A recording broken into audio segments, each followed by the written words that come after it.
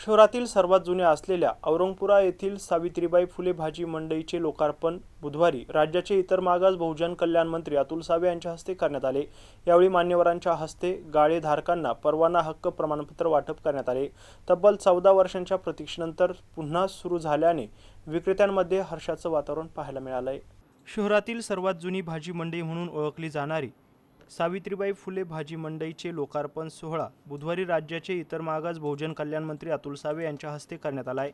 यावेळी माजी केंद्रीय अर्थमंत्री डॉक्टर भागवत कराड, महापौर समीर राजूरकर, उपमहापौर राजेंद्र जंजाळ, स्थायी समितीचे सभापती अनिल मक्रिये, स्थानिक नगरसेवक नगरसेविका यांच्यासह महानगरपालिका आयुक्त अमोल येडगे, अतिरिक्त आयुक्त अर्पिता पिंपळे, मुख्य शहर अभियंता संजय कोंबडे, मंडीचे प्रमुख शशिकला खोबरे, बुद्धिनाथ बराल यांच्यासह मान्यवर आणि महानगरपालिका अधिकारी कर्मचारी तसेच विक्रेत्यांची मोठ्या संख्येने उपस्थिती होती। महानगरपालिकेने सुमारे 14 वर्षांपूर्वी बीओटी तत्वावर सावित्रीबाई फुले भाजी मंडईचे पुनर्बांधणीचे काम हाती घेतले होते। इमारतीचे बांधकाम पूर्ण झाल्यानंतर देखील विकासक आणि महानगरपालिकेदरम्यान निर्माण झालेल्या वादामुळे हे प्रकरण न्यायालयात गेले। त्यामुळे मंडईतील ओटे आणि गाळ्यांचे वाटप रखडले होते।